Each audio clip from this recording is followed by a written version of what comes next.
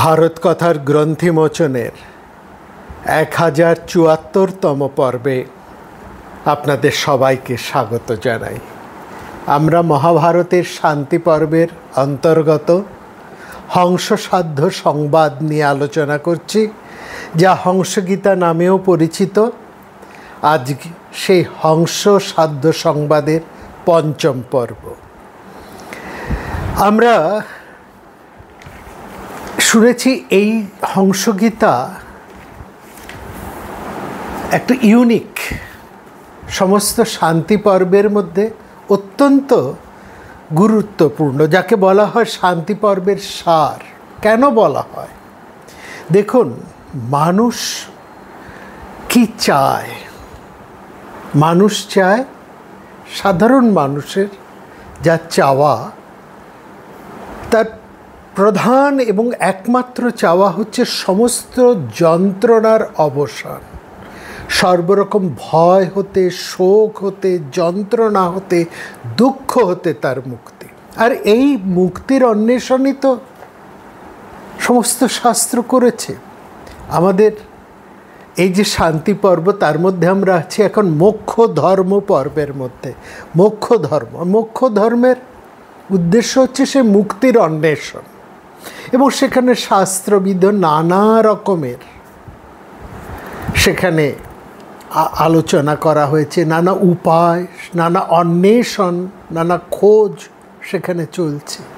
কি করে মানুষ এই সমস্ত প্রতিকূলতা থেকে, সমস্ত প্রকার যন্ত্রণা থেকে সে মুক্তি লাভ করতে পারে, এটি হচ্ছে তার প্রাথমিক এবং একমাত্র চাওয়া।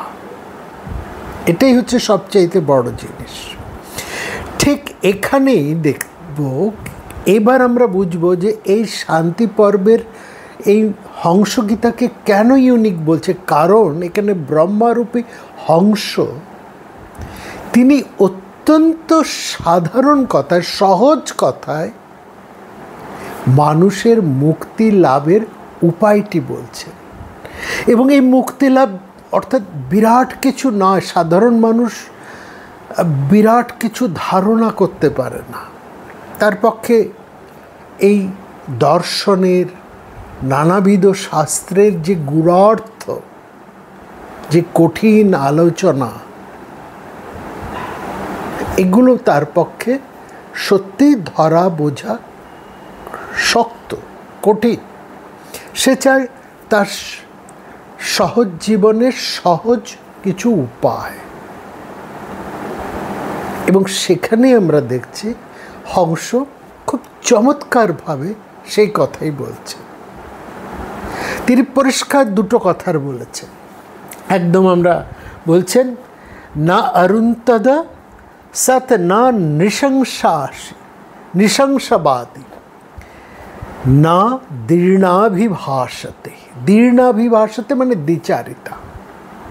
তোমার মধ্যে যেন কোনো রকম দ্বিচারিতা না থাকে, আর তুমি যেন কোনো রকম নৃশংসবাদী না হও। নৃশংসবাদী মানে তুমি কোনো পরুষ বাক্য মানে মর্মভেদকারী কোনো কঠিন কথা, শব্দ তুমি অন্যের প্রতি, মর্মভেদকারী কোনো বাক্য তুমি অন্যের প্রতি ব্যবহার করবে না। অর্থাৎ অন্য কাউকে তুমি কোনো রকম কর্কশ বাক্য বলবে না। যদি কেউ নিজেকে দ্বিচারিতা হতে এবং এই কর্কশ বাক্য প্রয়োগ থেকে বিরত রাখতে পারে, সেই সর্বপ্রকার ভয় থেকে, শোক থেকে, যন্ত্রণা থেকে, দুশ্চিন্তা থেকে মুক্তি লাভ করে। এবং সেই একেবারে হংস বলছে, সেই নিশ্চিন্তে ঘুমোতে পারে। প্রত্যেক মানুষ নিশ্চিন্তে ঘুমোতে চায়। দেখুন, এখানে ধনী বড়লোক, শিক্ষিত অশিক্ষিত, জাতি বর্ণ, এই সমস্ত প্রশ্ন নেই। কে যুধিষ্ঠিরকে জিজ্ঞেস করা হয়েছিল, কে সুখে নিদ্রা যেতে পারে? নিদ্রা যায়, কে সুখে ঘুমোয়, রাত্রেবেলায় ঘুমোয়। বলছে যে অপ্রবাসী এবং যার কোনো ঋণ নেই।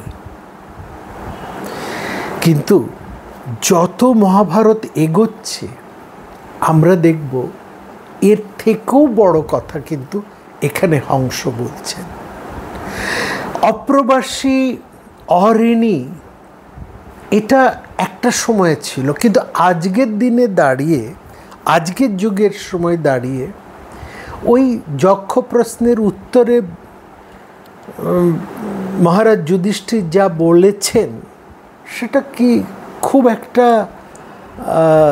প্রাসঙ্গিক হয়তো নয়। কারণ মানুষকে নানা কিছুর সন্ধানে, তার উন্নতির সন্ধানে তাকে প্রবাসী হতেই হয়।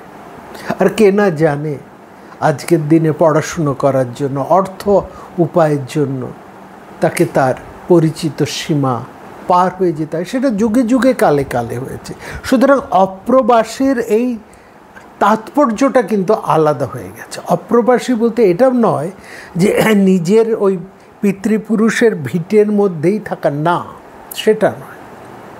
অপ্রবাসী বলতে এখানে বুঝতে হবে সে যে আস্তানাটুকু আছে, এই আস্তানাটুকুর মধ্যে তার একটা নিশ্চিন্ততা আছে।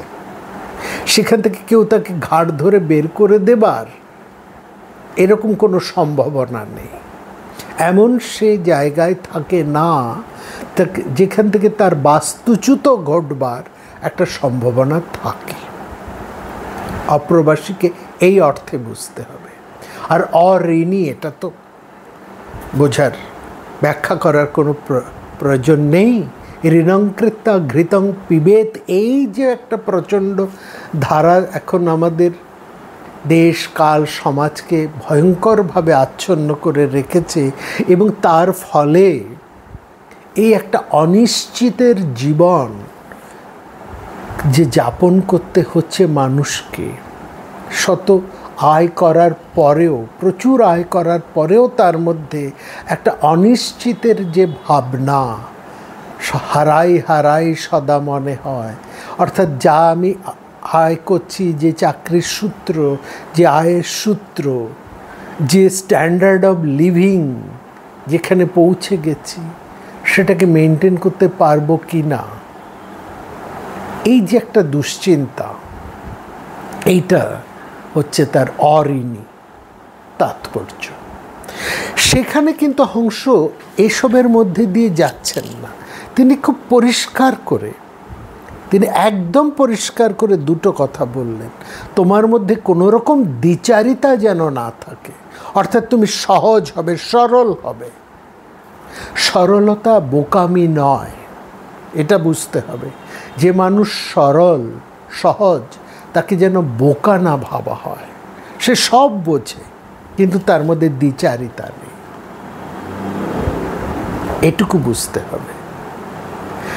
আর সে সহজ হতে হবে, সরল হতে হবে, সে কথার খেলাপ করবে না। অর্থাৎ যেটা আমরা গত পর্বে দেখেছি, যে কোনো রকম আবেগ তাড়িত হয়ে, কামের আবেশে তুমি এমন কোনো কথা বলে দেবে না, কাউকে এমন কোনো কথা দেবে না যা রাখতে গিয়ে তোমাকে পরবর্তীকালে অনুতাপ করতে হয়, বিলাপ করতে হয়। সুতরাং স্বাভাবিক অবস্থায় তো নয়, এমনকি এমন কোনো বিপন্ন পরিস্থিতির মধ্যেও এমন আবেগ তাড়িত হয়ে, কামাবেশেও তুমি কাউকে কথা দিতে সাবধান। অর্থাৎ বাক্য, তার উপরেই গুরুত্ব দিচ্ছে। এবং সেইখান থেকেই আরও স্পেসিফিক্যালি আজকে বলছেন যে তুমি কখনোই কারো প্রতি এমন কোনো কুবাক্য, কঠোর বাক্য, পরুষ বাক্য, কর্কশ বাক্য শলাকা প্রয়োগ করবে না। কারণ বলছেন এই যে বাক্যের যে শলাকা, অর্থাৎ কঠিন বাক্য যা অন্যের মর্ম ভেদ করে, তার যন্ত্রণা এতটাই যে সে মানুষ যাকে বিদ্ধ করা হয় সে কিন্তু কাঁদতে বাড়তে থাকে, এই যন্ত্রণার কোনো উপশম হয় না। এমন কোনো মলম নেই তা দিয়ে তাকে ওই যন্ত্রণার উপশম ঘটাতে পারে। এবং সেখানে এও বলা হয়েছে, সেই মানুষটি ভুলে যায় তাকে কি বলা হয়েছিল, কোন প্রসঙ্গে কি কথা বলেছিল, সেটা সে ভুলে যায়। কিন্তু তার যে আঘাত, তার যে মর্ম যন্ত্রণা, সেটা সে কিন্তু ভোলে না, কখনোই সে ভোলে না। আর এই যন্ত্রণা, এই বেদনা তার মনে একটা ক্রোধ, এবং ক্রোধ থেকে প্রতিহিংসার সৃষ্টি করে। ফলত যে প্রয়োগ করেছে সে জানতেও পারে না তার বাক্য শলাকা যা নিক্ষিপ্ত হয়েছিল, একসময় যাকে প্রচণ্ডভাবে কর্কশ বাক্য বলেছিল, সে কতটা যন্ত্রণা দীর্ণ হয়ে প্রতিশোধ পরায়ণ হয়ে উঠেছে। এবং যে কোনো সময় সে তাকে ছোবল মারতে পারে। ফলে তাকে কিন্তু ভয়ে কাটাতে হয়। সুতরাং তুমি যদি এই ভয়, এই শঙ্কা, এই যন্ত্রণা থেকে মুক্তি চাও, তাহলে বাপু দ্বিচারিতা যেমন করবে না, তেমনি কারো প্রতি কখনোই কর্কশ বাক্য প্রয়োগ করবে না। এবং সেখানে বলছেন যে এই যে বাক্য বাণ, যাকে বলছেন বাক সায়কা, সায়কা মানে তীরের অগ্রবর্তী ফলাটা, যা একেবারে সরাসরি গিয়ে বিদ্ধ করে, সেটাকে বলে বাক্য বাণ বা শালাকা। বলছে এই বাক্য বাণ, বলছে তুমি যদি কারো প্রতি তীর ত্যাগ করো, অর্থাৎ কারো প্রতি তুমি যদি তীর প্রয়োগ করো, তাহলে সেটা তার মাথায় লাগতে পারে, বুকে লাগতে পারে, হাতে লাগতে পারে, শরীরের যে কোনো জায়গায় গিয়ে তাকে আঘাত করতে পারে। তুমি একটা নির্দিষ্ট লক্ষ্য করে তাকে ছুড়লে কিন্তু সে লক্ষ্য সেখানে না পৌঁছে অন্য কোনো জায়গায় গিয়েও আক্রমণ করতে পারে। কিন্তু এই বাকশালাকা, বাকসায়কা যাকে বলা হচ্ছে, এই বাক্য বাণ কখনোই কিন্তু লক্ষ্য ভ্রষ্ট হয় না, সেটা একেবারে সরাসরি হৃদয়কে বিদ্ধ করে। আর এই হৃদয় যন্ত্রণা যাকে বিদ্ধ করা হলো, তার এই যন্ত্রণা কখনোই কিন্তু উপশম হয় না।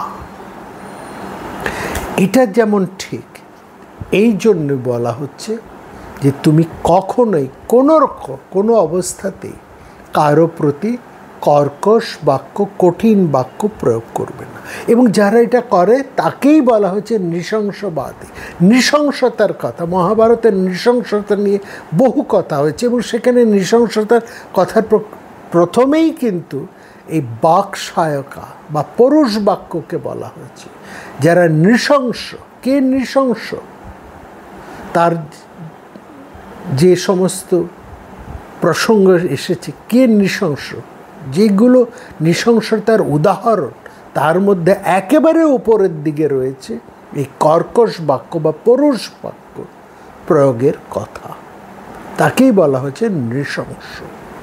এবং সেখানে বলছে যে তুমি কখনোই এইরকম নৃশংসতা কারো সঙ্গে করবে না। এইটা যেমন এক বলা হলো, সেরকম এই প্রশ্ন আসে, যদি তোমার প্রতি কেউ এরকম কঠিন বাক্য, কর্কশ বাক্য, নৃশংস বাক্য প্রয়োগ করে, তখন তুমি কি করবে? তুমি সঙ্গে সঙ্গে উত্তেজিত হয়ে তাকেও সমান বাক্য প্রয়োগ করবে? তাকে একেবারে মারতে যাবে না। এখানে হংস বলছেন, একেবারে এটা আমাদের খুব ভালো করে বোঝা দরকার। হংস বলছেন, কেউ যদি তোমাকে বাক্য শলাকা দিয়ে বিদ্ধ করে, তাহলে তুমি তা সহ্য করবে। হ্যাঁ, সহ্য করবে, সহ্য করবে, সহ্য করবে। কারণ এই তুমি যদি সহ্য করতে পারো, এই সহ্য শক্তি তোমাকে বড় করবে। আর যে তোমার প্রতি এই অন্যায় করলো তার সমস্ত পুণ্যকে তুমি হরণ করতে পারবে। এই জায়গাটা বোঝার, অর্থাৎ কে সহ্য করতে পারে? সহ্য সেই করতে পারে যে শক্তিমান। সহ্য দুর্বলের গুণ নয়, দুর্বল সহ্য করতে পারে না, সহ্য করতে পারে একজন শক্তিমান। বলা হয় ক্ষত্রিয়ের ধর্ম হচ্ছে সহ্য শক্তি।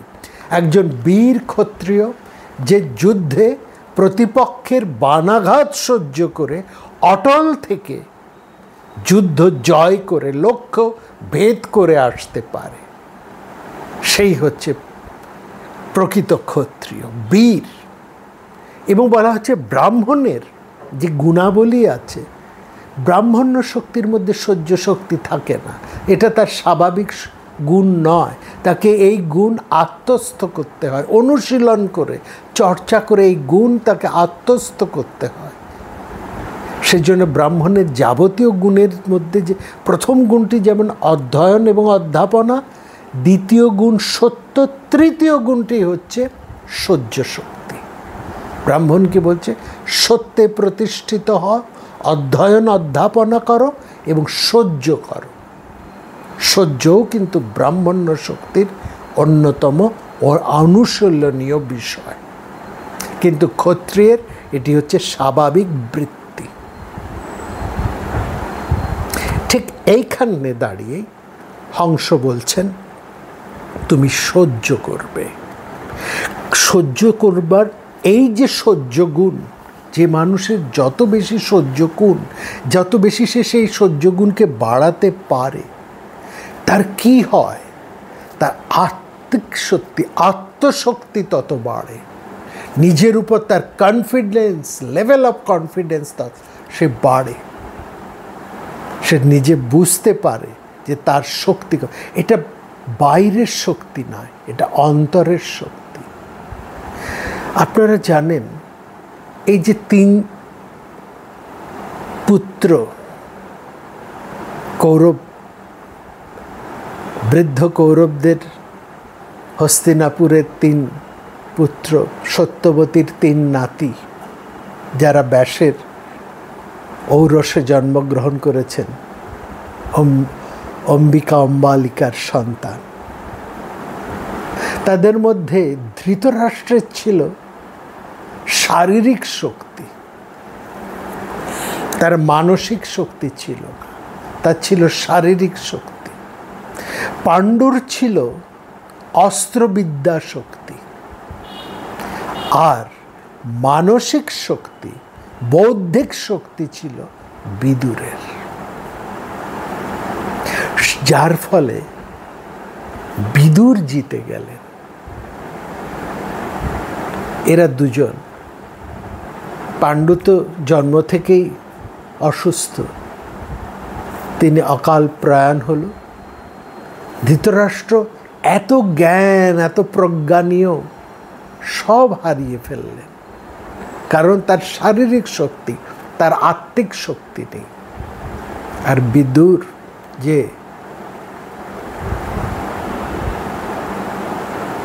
এদের দাসীপুত্র, সেই ধর্মের প্রতিভূ হয়ে সেই কিন্তু শ্রেষ্ঠতম হয়ে রইলেন। এই জায়গাটা বুঝতে হবে। আত্মিক শক্তির কথা বলা হচ্ছে। আত্মিক শক্তি দিয়ে মানুষ বিশ্ব জয় করতে পারে। শারীরিক শক্তি, অর্থ শক্তি, অন্য কোনো শক্তি মানুষকে এত বড় ক্ষমতাবান করে না, এতটা সে শ্রেষ্ঠত্ব সে অর্জন করতে পারে না, যদি না তার মানসিক অর্থাৎ অন্তর্শক্তি থাকে। এই অন্তর্শক্তির কথাই বারবার বলছি। এই অন্তর্শক্তি কিভাবে আসে? সহ্য শক্তির মাধ্যমে। সেখানে বলছেন হংস, সেটাই বলছেন, সহ্য করবে। তোমার প্রতি কেউ যদি রূঢ় ব্যবহার করে, তাহলে তুমি সহ্য করবে। কিন্তু এখানে আরেকটি কথা বোঝার আছে, যেখানে অনেক সময় মহাভারতের আলোচকের একটু ভুল করে ফেলেন। এটা এই নয়, মহাভারত কিন্তু এটা বলছে না যে অন্যায়কে সহ্য করবে না। এই সহ্য শক্তি মানে অন্যায় সহ্য শক্তির কথা কিন্তু মহাভারত এখানে বলছে না। মহাভারত বলছে অন্যায়কে সহ্য করবে না, কিন্তু অন্যের তোমার প্রতি যে দুর্ব্যবহার করছে, তোমাকে যে কঠিন কথা বলছে, সেটাকে সহ্য করো। যদি কেউ অন্যায় করে, সেই অন্যায়ের প্রতিবাদ করো, তার প্রতিবিধান করো। কিন্তু কেউ যদি তোমাকে গালি দেয়, কঠিন কথা বলে, রূঢ় কথা বলে, অপ্রীতিকর কথা বলে, হ্যাঁ, আক্রোশ প্রকাশ করে, তাহলে তার পরিদানে, তার পরিবর্তে তার সাথে তুমি সেরকম ব্যবহার করবে না। তুমি নিজেকে সহ্য করো। সহ্য যদি করতে পারো, তাহলে যে তোমার প্রতি এই ব্যবহার করেছে সে নিন্দিত হবে, তার সমস্ত প্রতিষ্ঠা নষ্ট হবে। অর্থাৎ এই যে তার প্রতিষ্ঠা নষ্ট হয়, মানে তার সমস্ত গুণগুলোকে তুমি আত্মসাৎ করে নিলে, তুমি আরো বড় হয়ে উঠলে, আরো শক্তিমান হয়ে উঠলে। আর সেখানেই বলছেন যে অসূয়াশূন্য মানুষ, একজন অসূয়াশূন্য মানুষ একজন অন্যায়কারীর সমস্ত পুণ্য গ্রহণ করে থাকেন। আদুষ্ট চেতা মুদিতান অনুসূয় স আদতে সুকৃতং বৈ পরস্য। এবং সেখানে খুব পরিষ্কার করে বলছেন যে এই যে আক্রুশ্য মান্য ন বদামি কিঞ্চিত ক্ষমাম্যহম তাড্যমানশ্চ নিত্যম শ্রেষ্ঠং হেতদ ক্ষমারার্যং সত্যং তথৈবার্য অনিশ্বসম। বলছেন কেউ যদি তোমার প্রতি আক্রোশ প্রকাশ করে, তবে সহ্য করবে। বলেই হংস বলছেন কেউ যদি আমার প্রতি আক্রোশ প্রকাশ করে, আমাকে কটু কথা বলে, অন্যায় কথা বলে, আমি পরিবর্তে তাকে কিছুই বলি না। এমনকি আমাকে আঘাত করলেও আমি তাকে প্রত্যাঘাত করি না, তাকে আমি ক্ষমা করে দিই। কারণ সজ্জনরা বলেছেন ক্ষমা, সত্য, সরলতা ও অনৃশংসতাই হচ্ছে, এই চারটি বৃত্তিই হচ্ছে শ্রেষ্ঠ। সাধ্যরা তো হংসকে জেনেছেন যে কোন, জিজ্ঞেস করেছিলেন কোন মনোভাব নিয়ে আমরা থাকব, কোন বিষয়কে আচরণ, কোন ধর্মকে আমরা আচরণ করব। এইখানে বলছেন এই চারটি বিষয়, এই চারটি ধর্মকে একজন মানুষ যেন সদা সর্বদা পালন করেন। সেটা কি? ক্ষমা, সত্য, সরলতা ও অনৃশংসতা।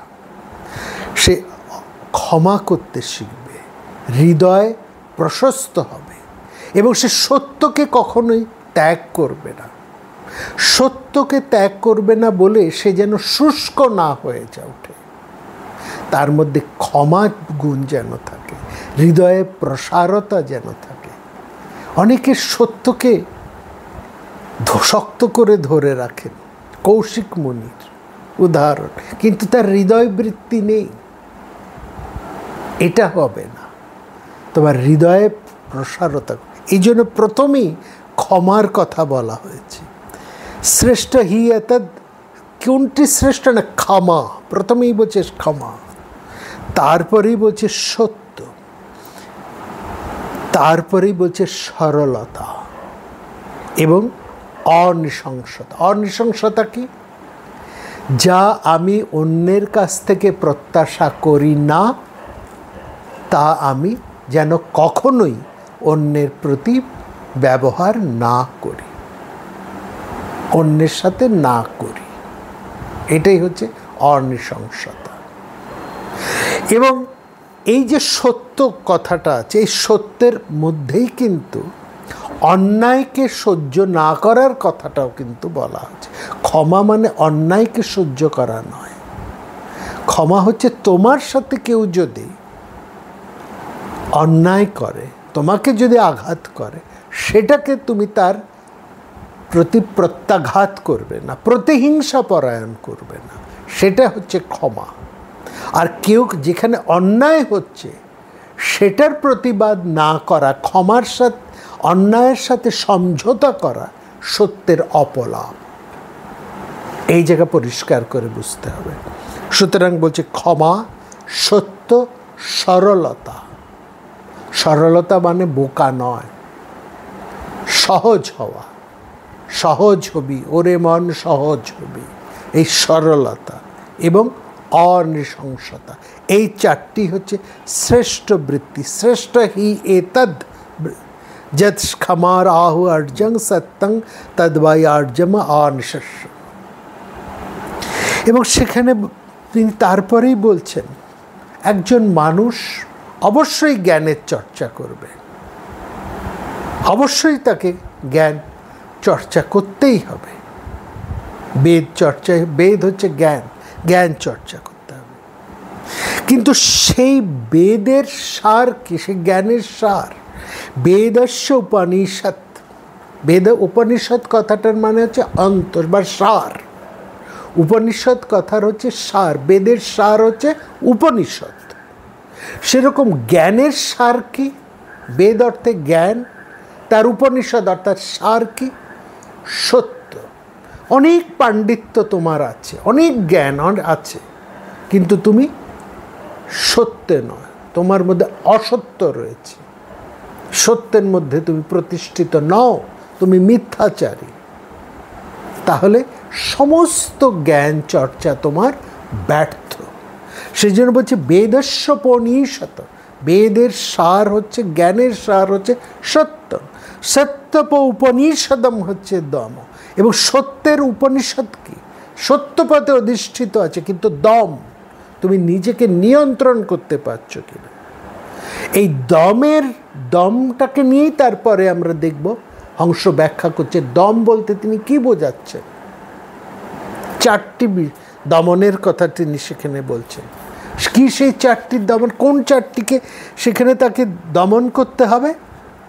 বাচ বেগং, মানস ক্রোধ বেগং, বিদিৎসা বেগম, উদর উপস্থ বেগম। বাক্যের বেগ, প্রথমেই বলছেন বাক্যের বেগ, অর্থাৎ কর্কশ বাক্য, পরশ বাক্য, কঠিন বাক্য কারো প্রতি প্রয়োগ করা থেকে বিরত থাকা, সেই বেগকে সংযম করা। কেউ তোমাকে খারাপ কথা বললেই তুমি তাকে সঙ্গে সঙ্গে খারাপ কথা বলবে না। কেউ তোমাকে আঘাত করলে তুমি তাকে সঙ্গে সঙ্গে প্রত্যাঘাত করবে না। এইটা হচ্ছে বাক্যের বেগ। পরশ বাক্য ব্যবহার না করা, বাক্যের বেগ। তারপর হচ্ছে মনের বেগ। মনের বেগ মানে ক্রোধ। মনের মধ্যে যে ক্রোধ, মানস ক্রোধ বেগং, ক্রোধের বেগ। আমরা চট করে মনের মধ্যে টং করে ক্রোধ, যে ও আমাকে এই বললো, আমাকে এরকম করলো, এই যে একটা মনের মধ্যে ক্রোধ, সব সতত একটা আমরা অহংকার, দম্ভ, এর থেকেই আমাদের ক্রোধের সৃষ্টি হয়। এই মনের বাক্যের বেগ, মনের ক্রোধজনিত বেগ। তারপরে কি বলছে? ইচ্ছার বেগ। ইচ্ছা সবসময় বাসনা, নির্বাসনা হবার কথা বলছে, ইচ্ছার বেগ। তারপরে কি বলছে? উদরের বেগ। উদর, আরো খাবো, আরো খাবো, আরো বেশি, আরো বেশি, উদরের বেগ। এবং উপস্থ বেগ, সেক্স। এই জায়গাগুলোই কিন্তু মানুষের প্রতিষ্ঠাকে নষ্ট করে। একজন মানুষ ভ্রষ্ট হয়, নষ্ট হয়, চ্যুত হয় তার প্রতিষ্ঠা থেকে, যশ থেকে, সত্য থেকে। এই কারণে সে খারাপ কথা বলে, কঠিন বাক্য বলে, অনেক বড় পণ্ডিত, অনেক সে সত্যে প্রতিষ্ঠিত, কিন্তু সে বড় দুর্মুখ, সবাইকে বড় কঠিন কথা বলে, কথা তার একেবারেই মানুষের মর্মভেদী, তার প্রতিষ্ঠা হয় না। সে যত বড়ই পণ্ডিত হোক না কেন, যতই তার জ্ঞানগম্য থাকুক না কেন, সে যদি প্রিয়ভাষী না হয়। দ্বিতীয় হচ্ছে ক্রোধী মেয়, সে যদি প্রচণ্ড ক্রোধী হয়, এই ক্রোধ তার সমস্ত ঐশ্বর্যকে শেষ করে দেয়, সমস্ত প্রতিষ্ঠাকে নষ্ট করে দেয়। ইচ্ছার বেগ, তার কামনা বাসনার তীব্রতা। উদরের বেগ, লোভ এবং উপস্থের বেগ, সেক্সের, ডিজায়ার টু সেক্স, এগুলো, এই বেগগুলো কিন্তু মানুষের যত বাড়ায় তত বাড়তেই থাকে। ইলাস্টিসিটির একটা সীমা আছে, তারপর সেটা ছিঁড়ে যায়, কিন্তু এগুলো অসীম, যত বাড়াবে বাড়তেই থাকবে, তার ইলাস্টিসিটি কখনো কিন্তু ছেড়ে না। এই জন্য বলছেন এইগুলোকে দমন যে করতে পারে তাকেই ব্রাহ্মণ বলা হয়, তাকেই মুনি বলা হয়। কে ব্রাহ্মণ? যার অনেক পড়াশুনো আছে, অনেক জ্ঞান আছে, অনেক পাণ্ডিত্য আছে, অনেক দান ধ্যান আছে, অনেক প্রতিষ্ঠা আছে না। যিনি বাক্যের বেগ, মনে ক্রোধের বেগ, ইচ্ছার বেগ, উদরের বেগ এবং উপস্থের বেগ, এই বেগ, সকল বেগকে যে নিয়ন্ত্রণ করতে পারে, দমন করতে পারে, তিনিই ব্রাহ্মণ, তিনিই মুনি। বলছেন অক্রোধী অপেক্ষা, একজন ক্রোধী মানুষের থেকে অক্রোধী মানুষ শ্রেষ্ঠ, অসহিষ্ণু থেকে সহিষ্ণু মানুষ শ্রেষ্ঠ, অমানুষ হতে একজন মানুষ শ্রেষ্ঠ এবং অজ্ঞানী থেকে একজন জ্ঞানী শ্রেষ্ঠ। এইখানেই বলছেন, এখানে একটা খুব গুরুত্বপূর্ণ কথা বলছেন, ব্রহ্মরূপী হংস। হংস তিনি ব্রহ্ম, স্বয়ং ব্রহ্ম, অর্থাৎ তার ব্রহ্ম লাভ হয়েছে, তার ব্রহ্ম অনুভূতি হয়েছে, অর্থাৎ তিনি তার নিজের পরিচয়কে জানতে পেরেছেন। তিনি পূর্ণ। ব্রহ্মের পরিচয় কি না? পূর্ণ। একজন মানুষ ব্রহ্ম লাভ করেছেন, ব্রহ্মজ্ঞ পুরুষ কি করে বুঝব না? তিনি স্বয়ং পূর্ণ, তার মধ্যে কোনো কামনা বাসনা নেই, তিনি সদা পূর্ণ, সদানন্দময়, তার মধ্যে কোনো ক্রোধের বেগ নেই, তিনি কাউকে আঘাত করেন না, প্রত্যাঘাত করেন না, তার মধ্যে কোনো অসূয়া নেই, একদম পরিপূর্ণ তিনি। তার মধ্যে কোনো কিছুর এতটুকু অভাব নেই। সেই কথাই ব্রহ্ম বলছেন যে আমি পরিপূর্ণ থেকেও সজ্জনের সেবা করি, এটা বোঝার। অর্থাৎ আমাদের আত্মা হচ্ছে সেই ব্রহ্ম।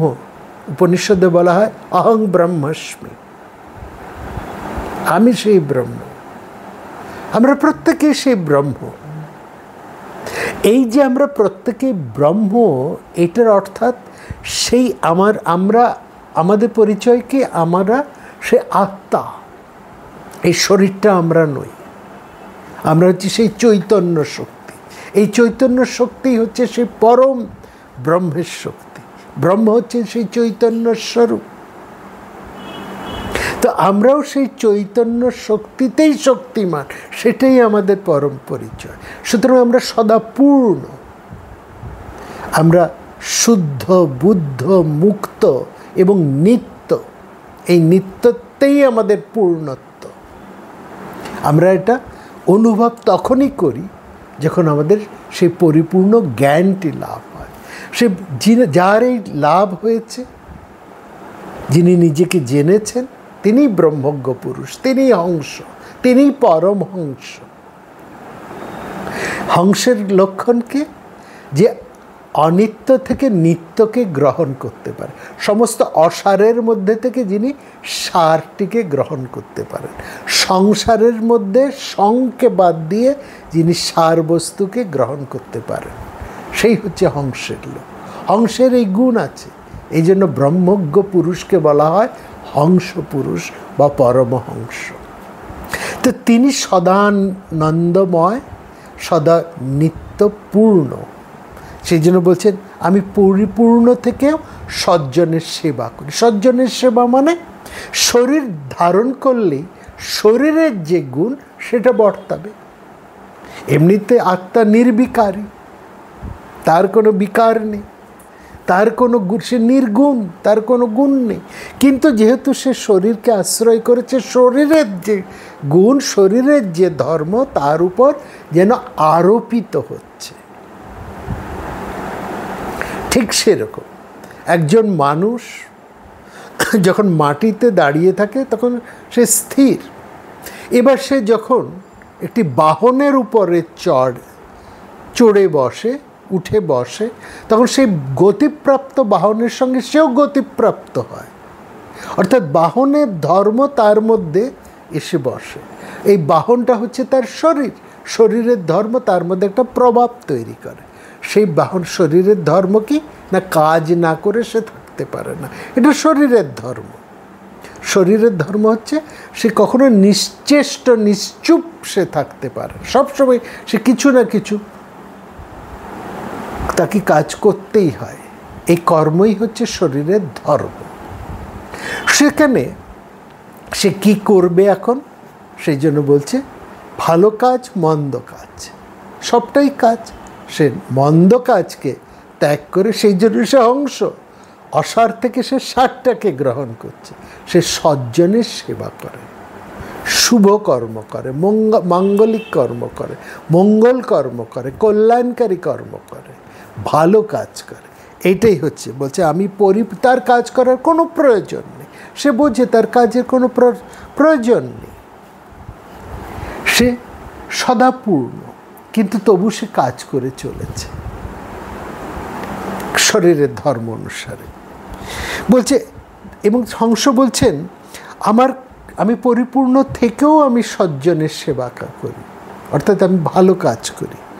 আমার কোনো বিষয়ে লিপ্সা উৎপন্ন হয় না, বা কারো প্রতি আমার কোনো অসূয়া বা ক্রোধও জন্মায় না। আমি কোনো কিছু লাভ করার চেষ্টাও করি না, কারো কাছেও যাই না, কিংবা কোনো উদ্দেশ্য কোনো কিছু প্রার্থনাও করি না। এটা হচ্ছে একজন ব্রহ্মজ্ঞ পুরুষের লক্ষণ। খুব পরিষ্কার করে বলছে, সদামহার্য ভিন্ন ভৃত পুপাসে নমে বিদিশা উৎসাহ সহতে ন রোষ ন চাপ্যহং লিপ্সমান পরৈম ন চৈব কিঞ্চিৎ বিষয়েন যামি। আমি কোনো কিছু লাভ করার জন্যও কারো কাছে যাই না, কোনো উদ্দেশ্যে কারো কাছে কিছু প্রার্থনাও করি না, আমার কোনো কিছুর প্রয়োজনও নেই। এবং তারপরে বলছেন আমাকে কেউ অসম্মান করলেও আমি তাকে অসম্মান করি না, কারণ আমি জানি এই সংসারে ইন্দ্রিয় দমনের মধ্যে দিয়েই মুক্তি লাভ সম্ভব। এবং সেই জন্যেই তিনি বলছেন, খুব সুন্দর উদাহরণ দিচ্ছেন হংস। বলছেন চাঁদ যেমন মেঘ থেকে মুক্ত হয়, চাঁদ আমরা আকাশের মধ্যে সে পূর্ণ জ্যোতি কিরণ সমান, সে চন্দ্রমালী, তাকে দেখছি মাঝে মাঝে মেঘ, কালো মেঘ এসে ঢেকে দেয়। চাঁদ কি তখন ছটপট ছটপট করেন না, চাঁদ অপেক্ষা করে যে মেঘ এসেছে, সে মেঘ এক সময় কেটে যাবে। এই যে অপেক্ষা করা, এই দিকেই কিন্তু হংস আমাদেরকে লক্ষ্য করছে, বলছেন এই অপেক্ষা অর্থাৎ ধৈর্য, ধৈর্যের কথা বলছেন।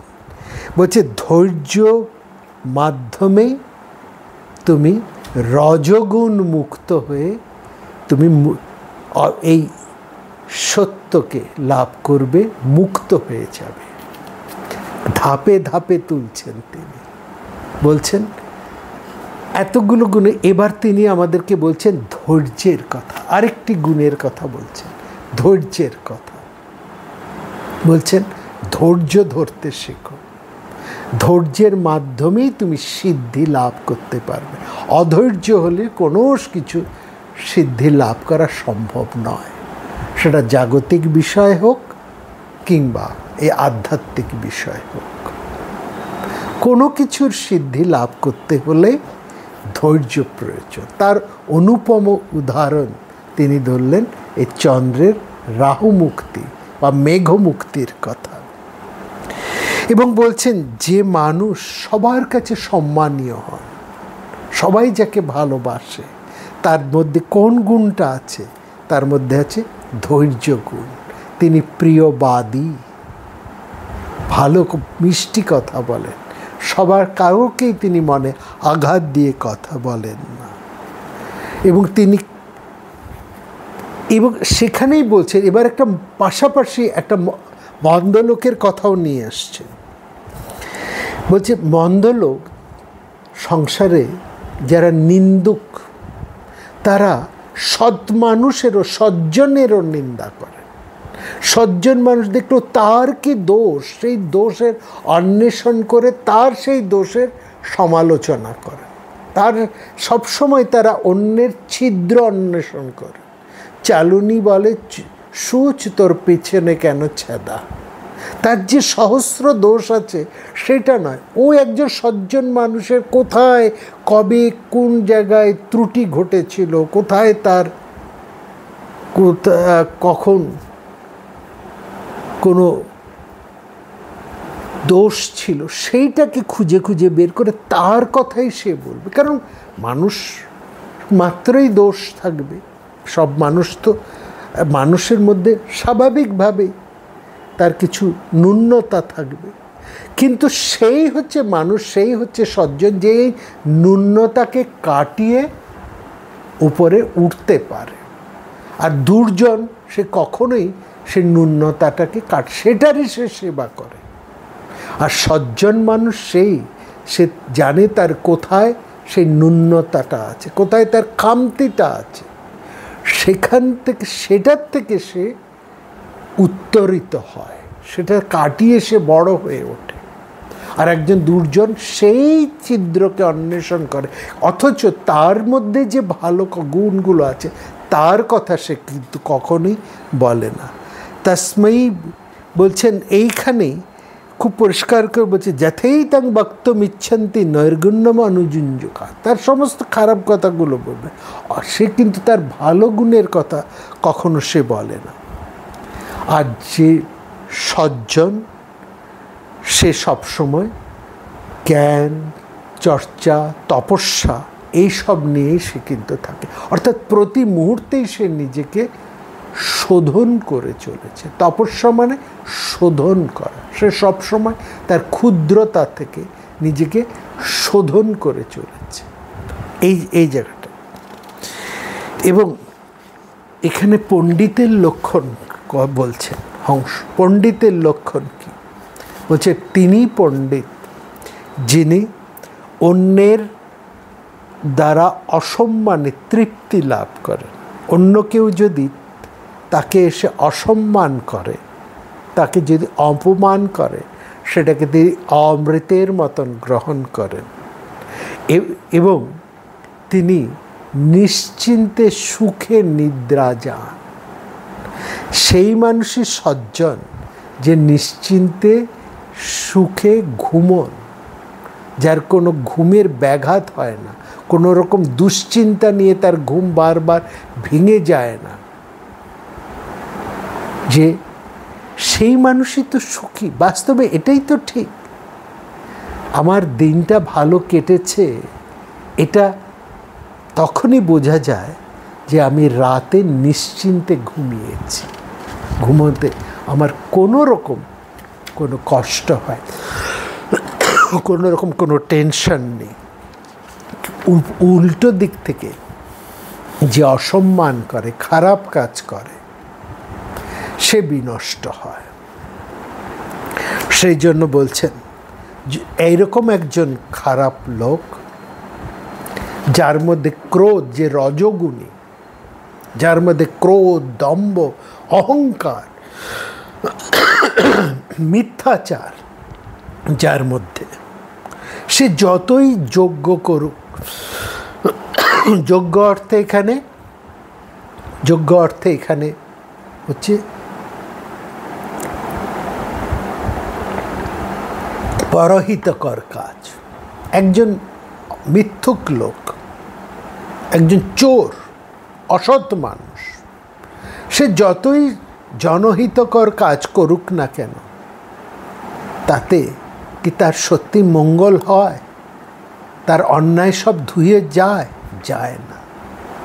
সে যতই সমাজের জন্য ভালো ভালো কাজ করুক না কেন, কারণ তার কাজের উৎসটাই তো হচ্ছে সেই অন্যায় বৃত্তি, অন্যায় মনোভাব।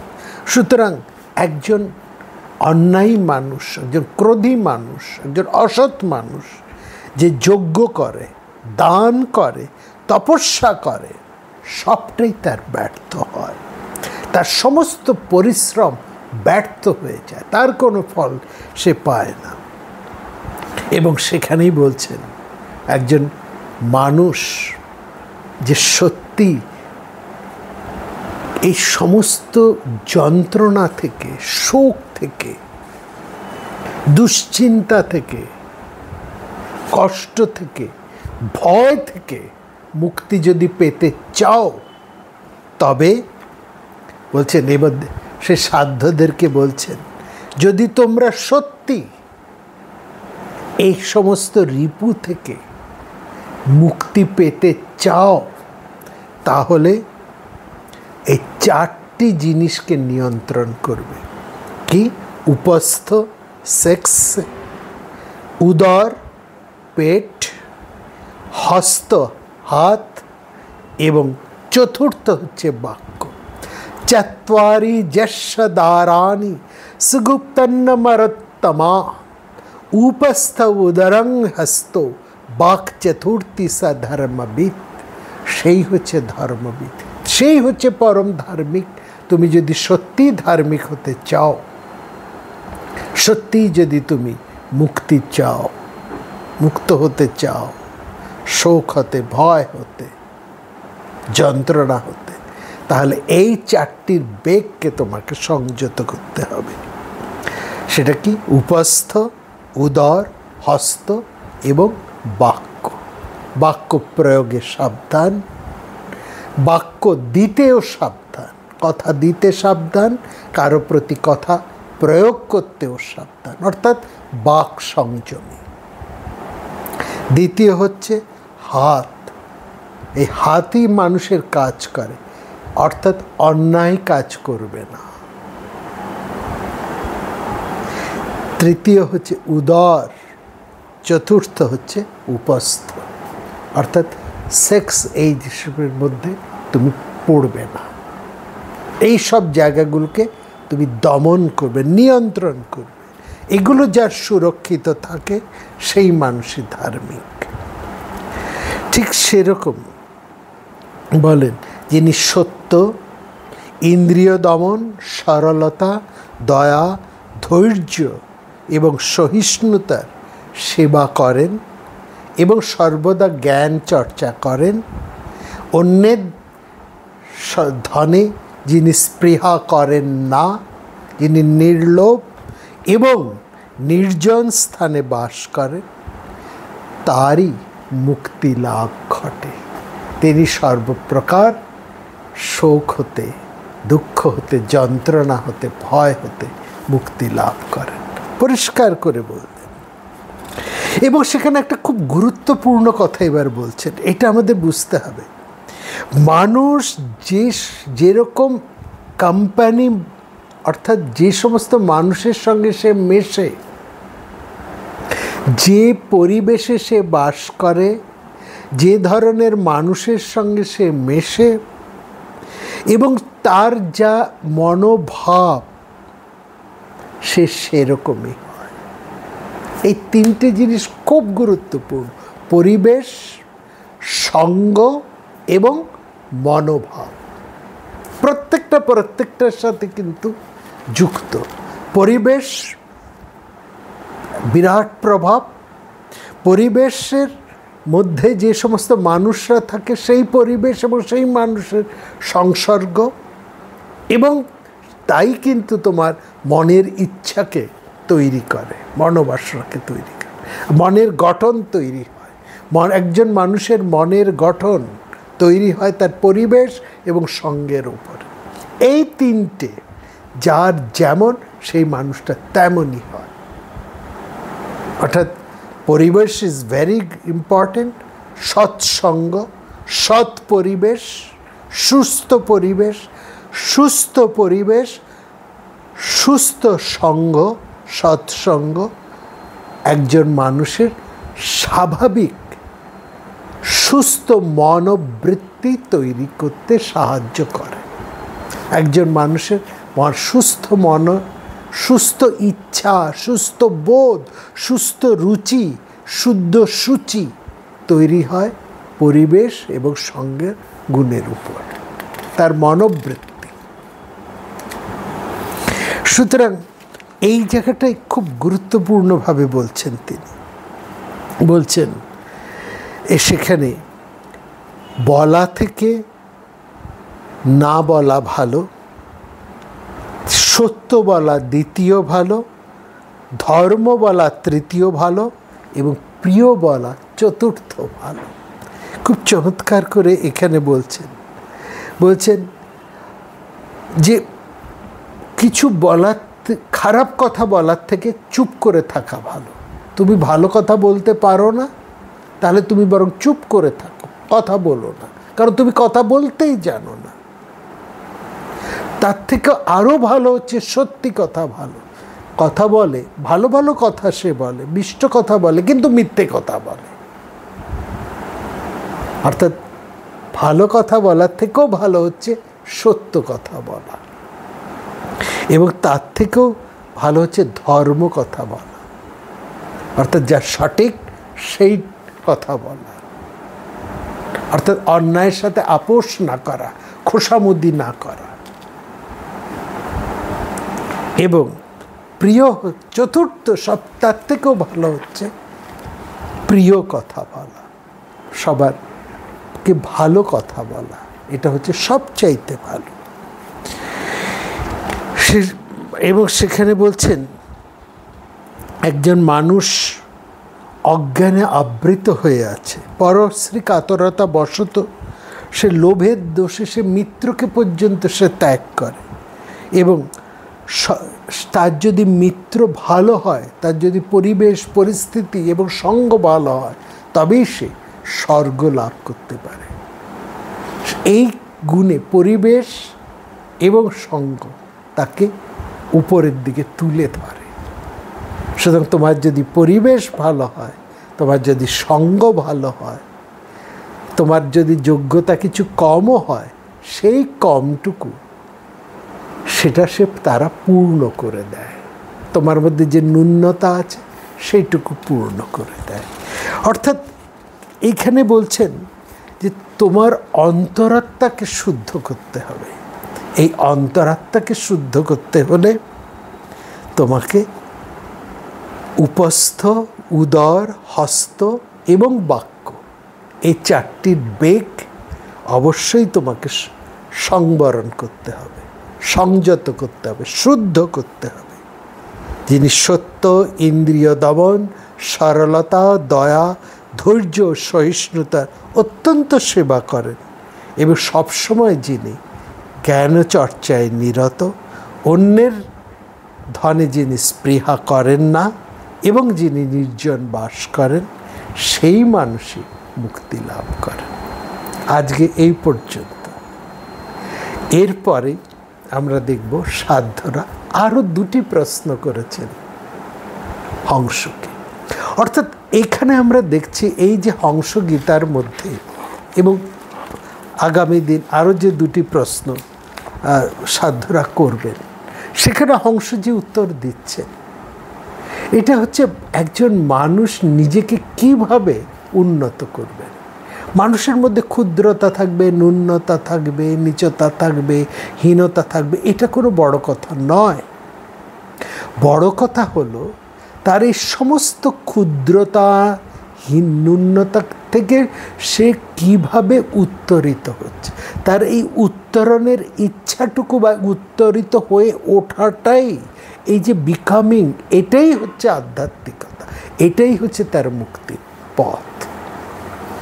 এখান থেকে সে কিন্তু শ্রেষ্ঠ হয়ে উঠতে পারে। মানুষ থেকে এইভাবে একজন দেবতা হয়ে ওঠে এই মধ্যে থেকে। তার মধ্যে দুটো বিষয়ের কথা খুব জোর দিয়েছে। একটি হচ্ছে দ্বিচারিতা না করা, এবং দ্বিতীয় কথা হচ্ছে অন্যকে কোনোভাবেই মনে আঘাত না দেওয়া, কঠোর কর্কশ বাক্য প্রয়োগ না করা। এবং তার সাথেই বলছেন দমনের কথা, 4টি দমনের কথা: উপস্থ, উদর, হস্ত এবং বাক্য। এই 4টিকে যে দমন করে সত্যকে ধরে সরলতা, দয়া, ধৈর্য এবং সহিষ্ণুতার মধ্যে দিয়ে যিনি সদা নির্লোভ থেকে এবং নির্জনে বাস করে, অর্থাৎ খুব বেশি মানুষের সংসর্গ সবসময় না থেকে নিজেকে একটু অ্যালোফ রেখে সবসময় জ্ঞান চর্চা করে, নিজেকে শোধন প্রক্রিয়ার মধ্যে দিয়ে নিরন্তর এই অনুশীলনে ব্যাপৃত থাকেন, তিনি কিন্তু সমস্ত যন্ত্রণা থেকে, শোক থেকে, ভয় থেকে মুক্তি লাভ করেন। তিনি মুক্ত হন, তিনিই দেবতা হয়ে ওঠেন। কত সহজভাবে এই জীবনচর্যার অনুশীলনের কথাই কিন্তু হংস বলছে খুব সহজ করে। এটাই হচ্ছে হংসগীতার সবচাইতে বড় বৈশিষ্ট্য। আগামী পর্বে আমরা শুনব সাধ্য আর যে 2টি প্রশ্ন করছেন হংসকে, এবং সেই সঙ্গে শুনব একেবারে শেষে দাঁড়িয়ে হংস একটি চরম ভার্ডিক্ট দিচ্ছেন, সেটি আমরা শুনব। সেটা সবাই খুব ভালো থাকবেন। আগামী পর্বে আপনাদের সঙ্গে আবার দেখা হবে।